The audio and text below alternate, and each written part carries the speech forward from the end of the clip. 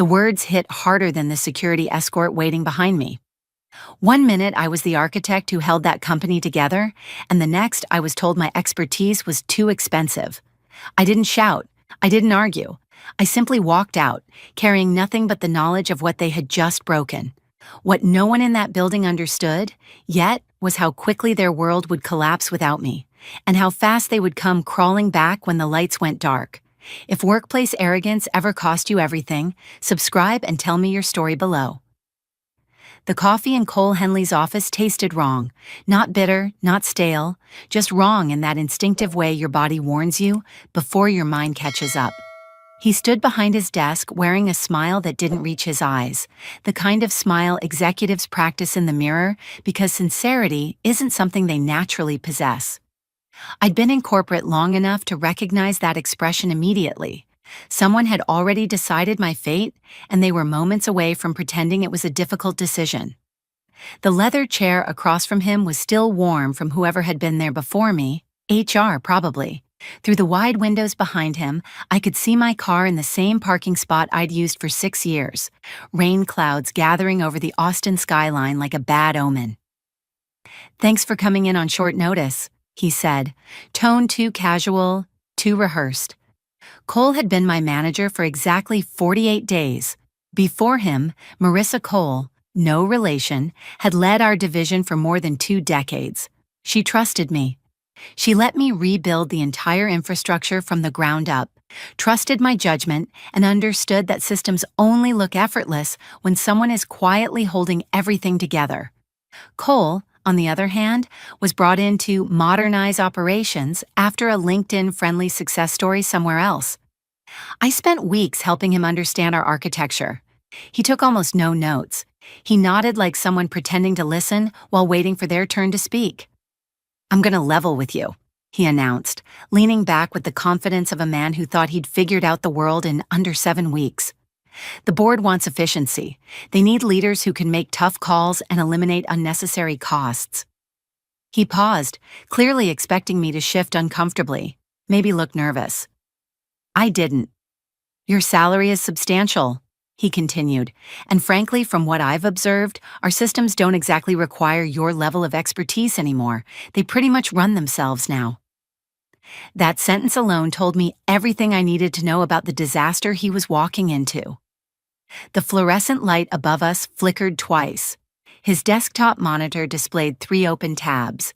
One was his email, one a dashboard he didn't know how to read, and the last some generic leadership article he probably Googled this morning. "So, effective immediately, we're going to have to let you go. Budget cuts. First step toward becoming a leaner, more agile organization." Leaner, agile, corporate terms that always mean someone with no understanding of the work is about to make themselves look decisive. I didn't flinch. I simply nodded once. "I understand," I said. "Would you like me to walk you through anything before I leave?" He laughed, actually laughed. "No, we'll manage. Like I said, the system runs itself." He slid a manila envelope across the desk with my termination packet, as if this was a routine Tuesday morning and not the start of a meltdown he couldn't possibly imagine. "Your access will be deactivated by end of business today. Security will escort you back to your desk." I picked up the envelope without looking at it. He waited for a reaction he never got, and in that moment, quiet, steady, almost numb, I realized something he didn't. If he truly believed the system ran itself, he had already fired the wrong person in the worst possible way, and the price for that mistake was about to hit him harder than he could ever prepare for. The walk back to my desk felt like I was moving underwater, every sound muffled, every step slightly delayed, as if my body refused to accept what had just happened. People looked up when I passed, not because they knew anything, but because you can always sense when something is off, when someone's carrying the kind of stillness that only comes after an unexpected blow. I packed slowly, not out of hesitation, but because I wanted to be deliberate. My son's 3rd-grade photo, edges worn from years on my desk, the small aloe plant that somehow survived the terrible office lighting, a single notebook I kept for reference, Everything else belonged to them, and I wasn't taking a thing they could accuse me of. Security showed up exactly 3 minutes later, a young guard named Ramon who'd always treated me kindly. He didn't make eye contact at first, probably embarrassed to be part of the spectacle. I gave him a small smile to put him at ease. None of this was his doing. The walk out of the building was quiet, antiseptic, like the world had pressed mute. I could feel eyes on me from desks, conference rooms, hallways, people sensing something had gone wrong but not knowing what. I didn't give them the satisfaction of a dramatic exit. No tears, no scene, just one final scan of my badge at the door that wouldn't work tomorrow. The parking lot felt colder than the air should have been. My hands didn't shake until I put the key into the ignition. By the time I reached the freeway, the shock had wrapped itself around me like a heavy coat. 6 years of loyalty. 6 years of late nights and emergencies and fixes no one else could make, and all of it dismissed in under 10 minutes by a man who couldn't read his own system dashboards. My apartment door clicked shut behind me with an unfamiliar heaviness. Middle of the afternoon, the wrong time to be home, the wrong place to be sitting with a cardboard box of the last 6 years of my life. I set it on the counter and stood there until my breathing steadied. Then I opened my personal laptop, not out of revenge, not out of curiosity, just habit. For years, I'd monitored system alerts as naturally as breathing. It was part of the job, a job I no longer had, but a system I had built so thoroughly that its heartbeat still pulsed through my phone. And at 3:47 p.m., the first tremor came. Authentication error, automated retry scheduled. That alone wasn't alarming. Sometimes the secondary login tunnel hiccuped, but 5 minutes later, another alert hit my screen, then another, and another. By 4 p.m., the system wasn't just coughing, it was choking. Someone in IT was trying to force authentication on a system that didn't respond to force. My architecture worked on layered identification, timed authentication windows, cascading keys, and yes, the master credential, the one only I held. Not because I hoarded power, but because proper protocol dictated it remained with the architect until formal transfer during offboarding that Cole didn't think I needed. At 4:11 p.m., an email arrived from Eli. "Hey Amari, I'm really sorry about today. We're locked out of the admin panel. Do you still have the master protocol docs?" I didn't respond, not because I wanted him to suffer, but because he deserved better than becoming a pawn in Cole's ignorance. And also, because even if I wanted to help, protocol wouldn't allow me to hand over access without formal authorization. The sun dipped lower outside, turning the Texas sky a muted orange. My phone vibrated again, another alert, then a second, then 10 more in rapid succession. Every part of the system was failing. Logistics, payments, routing algorithms, inventory synchronization. The architecture I'd built was resilient, but resilience doesn't mean invincible. It means everything works as long as the people responsible follow the rules designed to protect it. And today, they had broken every single one. I made a simple dinner and let the alerts keep buzzing. Somewhere across the city, trucks were probably stacking up, orders freezing, dashboards flashing red. Cole had wanted a leaner, more agile company. He was about to learn what happens when you cut muscle instead of fat. And all I had to do was sit in my quiet kitchen, listening to a storm of consequences gathering speed. By the time the sun dipped below the rooftops and the streetlights flickered on, the steady buzzing of alerts had turned into a relentless vibration against my kitchen counter. I finally flipped my phone over and saw the number.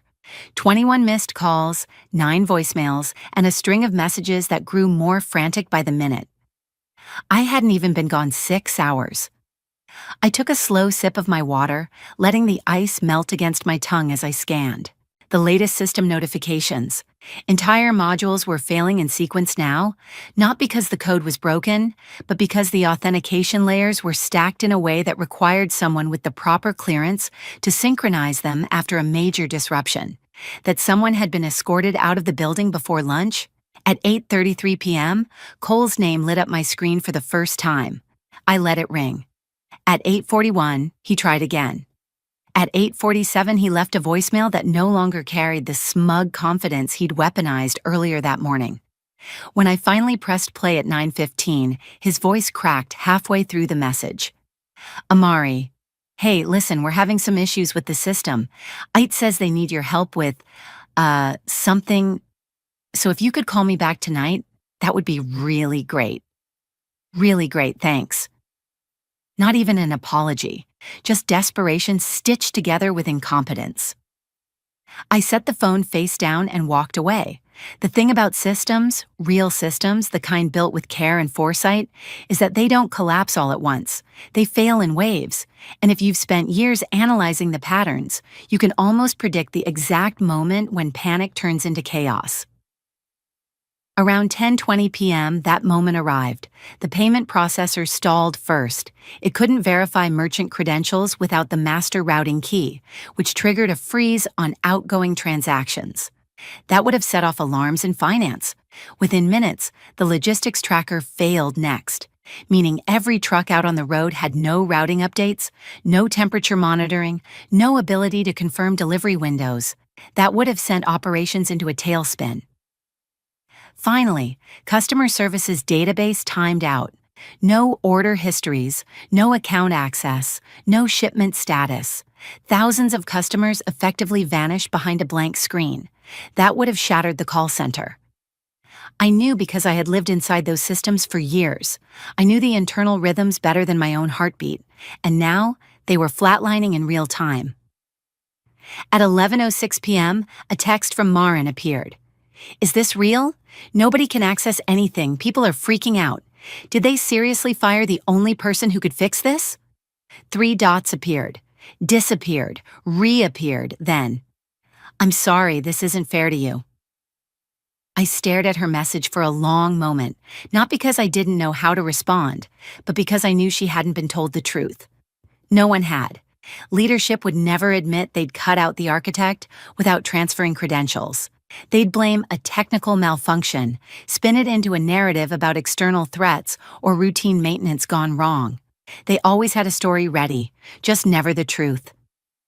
It wasn't until the house settled into its nighttime quiet, the hum of the refrigerator the only sound, that the scale of what was unfolding began to sink in. This wasn't just a bad day at work. This was a disaster that would ripple through every arm of the company until someone acknowledged the root cause. And I knew Cole. He wouldn't admit he'd made a reckless decision. He wouldn't even admit he'd misunderstood the system. He'd cling to the facade of control for as long as he could, even as everything burned down around him. My phone buzzed again, this time from an unknown number labeled Executive Line. I didn't answer. I slid the phone into a drawer, turned off the kitchen light, and let the darkness settle. I had no intention of lifting a finger without the protocols that protected both the system and me. If they wanted the architect back, they were going to have to face the truth first. And as the first sirens of emergency calls began to echo faintly through the night outside my window, I understood something with perfect clarity. They were running out of time. I woke to rain tapping against the bedroom window, steady and cold, the kind that makes the morning feel heavier than it should. My phone was a graveyard of notifications. 43 missed calls, 27 emails, 6 texts, and an executive priority alert that had been marked urgent at least a dozen times. I didn't rush to answer any of it. Instead, I brewed the good coffee, the one I saved for weekends, and let the aroma settle around me like a reminder that my time, finally, belonged to me.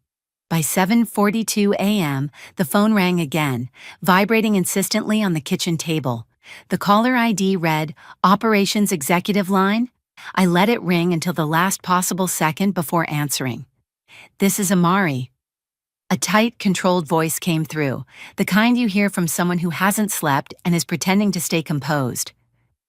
Amari, this is Dana Whitford, COO. We're experiencing a critical system outage affecting all primary operations. I need to discuss recovering access credentials with you immediately. I took a sip of coffee. Dana, I was terminated yesterday. I don't work there anymore. I understand that, she said, voice cracking on the second word. But your credentials are blocking the system from fully restoring authentication pathways. Those credentials, I said evenly, were supposed to be transferred through a documented offboarding process. You know the procedure. There was a long pause. Muffled voices behind her, urgent, panicked. There was no offboarding process, she admitted. Cole terminated you without following protocol. Sounds like a leadership issue, I replied, not a technical one. Amari, she said, and the veneer finally slipped. We've lost millions in the last 16 hours. Trucks across the country are immobile. Temperature-sensitive medical shipments have spoiled. Warehouses can't dispatch anything. Customer service agents are drowning without access to basic account data. This is catastrophic. We need your help. I leaned back in my chair, watching. Raindrops race each other down the window pane. I don't have the credentials readily available, I told her. Even if I did, I can't hand them over without proper authorization, and I'm certainly not giving them out during an informal phone call with someone I've never met. What would you need to feel comfortable? She asked, defeated. Employment contract, I said. Security clearance reinstated, legal indemnification, written acknowledgement of errors in protocol, and full documentation from your legal team authorizing me to handle sensitive infrastructure materials. Another pause, this one longer. Can we hire you back? She finally whispered. I don't think I'm interested, I said, and I meant it in that moment. Your company made it clear I was unnecessary. She tried again, desperation bleeding through. Please, name your terms, anything. But I wasn't ready to give her an answer, not after the way Cole humiliated me, not after the careless dismissal of 6 years of my work, not after the company treated my role as disposable. I need to go, Dana, I said calmly. I have other calls to make today. I hung up before she could respond and blocked the number. For the next hour, I sat with my laptop open, reviewing old recruiter messages. A nonprofit had been trying to reach me for months, the STEM Education Disaster Network. They needed someone to rebuild their emergency coordination platform, a system that would help schools respond faster during crises. Work that mattered. Work that didn't reduce people to line items on a spreadsheet. That was the moment the doorbell rang. The chime was sharp in the quiet morning. Through the peephole, I saw Cole standing there in the rain, soaked through, no umbrella, his hair plastered to his forehead. I didn't rush. I didn't feel sorry. I simply unlatched the chain and cracked the door 2 inches. Thank God, he exhaled, like he'd been saved. Amari, listen. Yesterday I misunderstood your role. I made a mistake. We really need your help. Do you? I asked. Because you said the system runs itself. His face contorted. Shame, fear, realization, fighting for space. Please, he said, just 10 minutes of your time. The codes, that's all we need. I shook my head slowly. Even if I wanted to help you, I said, proper protocol requires full legal authorization, and considering I was fired without notice, none of that exists. What do you need? He demanded, voice breaking. A written request from the CEO, liability waivers, employment contract, verified security clearance, legal confirmation that I won't be blamed for damages your choices created, a consulting agreement, and at least a week to process it properly. A week? He nearly shouted. We don't have a day. That sounds like a problem you created, I said, closing the door. Don't come back to my home. His footsteps lingered, hesitant before fading down the hallway. And as the door clicked shut, I felt something shift inside me. Not revenge, not satisfaction, but clarity. They were out of time, and I finally had all of mine back. I watched through the window as Cole finally left the building, shoulders slumped, rain soaking through his overpriced suit jacket. He didn't even bother with an umbrella. Maybe he thought looking miserable would earn my sympathy. It didn't. I closed the curtains and let the quiet settle around me again. There was something liberating about silence when everyone else was scrambling to undo their own mistakes.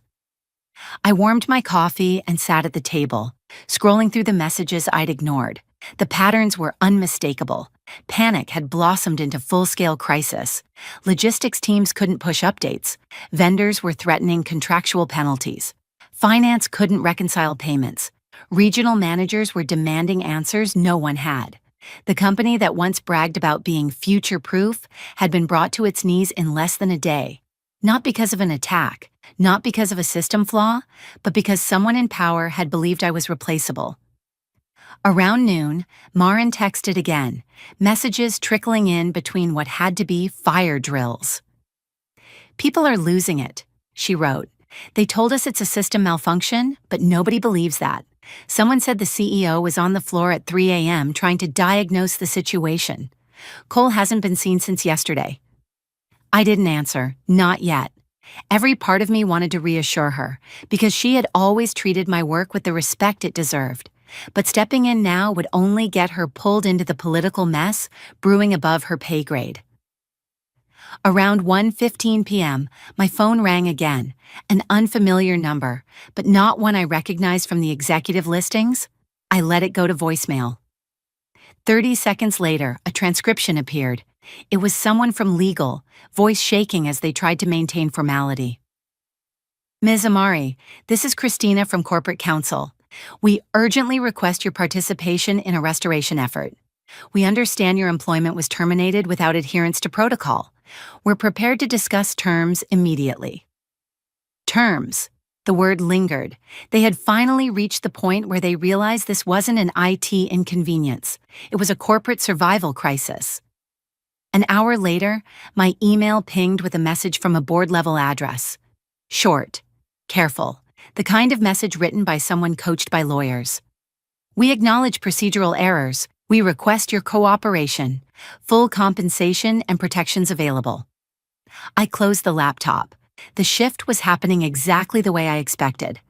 Leadership always cycles through the same stages when they break something they don't understand. Denial, blame, frantic solutions, and then the slow crawl toward accountability. I wasn't going to rush them through it. Instead, I changed into dry clothes and drove to a small cafe in Round Rock, a quiet place with warm lighting and reliable coffee, where I knew no one would recognize me. I sat by the window, listening to the rain hit the sidewalk as I read through the nonprofit's project brief again, the one I actually wanted to work on. It felt good to think about building something for people who valued integrity. That's when the next call came. This time, the caller ID displayed a name I couldn't ignore: the CEO himself, Robert Alden. I let it ring twice before answering. "Amari," he said, voice strained but steady. "We need to talk." I took a slow breath, letting the moment crystallize, because after years of being overlooked, underestimated, and dismissed, the balance had finally shifted. They weren't calling to command, they were calling to beg. And for the first time in a long time, I held every single card. I answered the call from the cafe, though I didn't rush. Letting someone in power wait is its own kind of correction, and Robert Alden needed the lesson. His voice came through tight, not from anger, but from exhaustion, the kind that comes after trying to fix something you don't understand and finally realizing you're out of your depth. "Amari," he said, "I want to personally apologize for what happened yesterday. Your termination was mishandled and not reflective of our values." I stirred my coffee, waiting. People like him are used to filling silence with their own authority. Letting the silence stretch forced him into honesty. "We need you," he continued. "Our infrastructure has been down for more than a full day. We've lost tens of millions, and legal is warning of class action exposure. We cannot restore primary access without your credentials. I am asking, personally, for your help." "I can't assist you," I said calmly, "because I am not an employee, and the credentials you need are bound by protocols your leadership ignored." He exhaled sharply. "We can reverse your termination immediately. Full reinstatement, back pay, a significant salary increase, whatever is necessary." "It's not about salary," I replied. "It's about respect. Your VP dismissed me with a 10-minute meeting. He cut the architect of your entire operational backbone without understanding what he was touching. And now you want to pretend it was all a misunderstanding." "It was," he said quietly. "A serious one. Cole has been terminated." For a moment, I didn't speak. Not because I was shocked. Cole's downfall was always inevitable, but because I wanted him to sit with the weight of what came next. "If I help you," I said, choosing my words with precision, "you're asking me to re-enter a company that treated me as expendable. You're asking me to take on liability for systems your own leadership destabilized. You're asking me to magically correct damage that should never have happened. I understand, he said. Name what you need. The shift in tone told me everything. This wasn't negotiation. This was surrender. I leaned back in my chair, watching customers drift in and out of the cafe while I spoke. First, I said, I require a new employment contract, senior executive level, not a promotion in name only, actual authority. Infrastructure decisions do not pass through middle management again. Done, he said. Too fast, but that was his problem. Second, security clearances restored through proper channels. My access will not be rushed or improvised. Everything must be documented. Understood. Third, full legal indemnification. I will not carry responsibility for any damages resulting from the outage. Your leadership made this mess. I'm not going to be the scapegoat who cleans it up. He hesitated then. Yes, legal can draft that immediately. Fourth, I continued, I require a formal, written apology in my personnel record acknowledging that my termination was inappropriate, unprofessional, and executed in violation of established protocol. Silence. Then, if that's what it takes. It is, I said. Fifth, there must be a public statement, not vague, not misleading, stating that a management failure caused the outage. My name stays out of it, but responsibility is correctly assigned. He swallowed audibly. We can prepare that. And finally, I said, leaning forward, I want Cole's termination record to explicitly reflect that he dismissed essential personnel without process, resulting in catastrophic operational failure. I won't have him blaming anyone but himself when future employers ask what happened. This time, the silence was heavy, an entire boardroom weighing consequences behind it. Consider it done, he said at last. Can you come in today? Tomorrow, I corrected. 9 a.m., I want everything ready before I set foot in that building. He agreed without argument. When I ended the call, the relief came not from victory, but from clarity. They finally understood what I'd known all along. Systems don't collapse because of flaws. They collapse because of arrogance. And now that the truth had reached the boardroom, they were finally ready to pay the price for ignoring the person who held it together. I arrived at headquarters the next morning just before 9, the air still damp from the night's rain, the building unusually quiet for what should have been peak panic hour. Security buzzed me through with a kind of reverence that felt surreal, like they were welcoming back someone who had gone to war instead of someone they'd escorted out less than 48 hours earlier. Ramon looked like he might actually cry when he saw me. Good to have you back, ma'am, he said, and for the first time since all this began, I felt the sting of what had been taken from me. On the executive floor, a small army was already waiting, legal, HR, operations, and an assistant holding a stack of documents thick enough to serve as a doorstop. Everything I demanded was printed, tabbed, highlighted, and prepared for signature. The new employment contract placed me as Chief Infrastructure Officer, reporting only to the CTO and CEO. The salary was 3 times what I'd earned before, with executive benefits and equity grants that, frankly, felt like hush money wrapped in respectability. The indemnification agreement was so thorough, it made me double-check that the lawyers hadn't slipped in an escape clause. There were none. And the written apology? Typed, signed, dated, and stamped. It spelled out exactly what I wanted documented, that my termination was mishandled, unprofessional, and in violation of procedure, and that no member of leadership had consulted protocol before escorting me out. The public statement was waiting too, pending my approval. It admitted, clearly, that the outage was caused by a management decision, not a technical flaw. No ambiguity, no half-truths. Once the signatures were done, Robert appeared in the doorway looking like a man who had aged months in 2 days. "Can you restore us?" he asked quietly. "If I have what I need," I answered. They brought me to the secure server chamber, still humming faintly, lights blinking in wounded patterns. Eli and Marin were already there. Their faces were etched with exhaustion, but brightened when they saw me. "Thank God," Marin whispered. I began the work, entering my new credentials, re-registering my biometrics, decrypting the master key only I possessed. The system hesitated for a moment, like a living thing trying to remember me. Then the dashboards began to light up, sector by sector, green blooming across the monitors in steady waves. Logistics reconnected, inventory synced, payment channels reactivated, and somewhere across the country, trucks began moving again. By mid-afternoon, operations were fully restored. I spent the remainder of the day documenting new protocols, creating redundancies, and distributing oversight so no single person, myself included, would ever hold this much weight again. As I passed Cole's now empty office on my way out, a row of boxes stacked neatly inside, the nameplate gone, I felt no triumph, only closure. He hadn't been malicious, just reckless, uninformed, and too eager to prove himself. And people like that, in the wrong position, are dangerous. A week later, I sat in my new office overlooking the city, sunlight catching the edges of the buildings below. The nonprofit emailed me to thank me again for postponing our conversation. They still wanted my help on weekends. I said yes.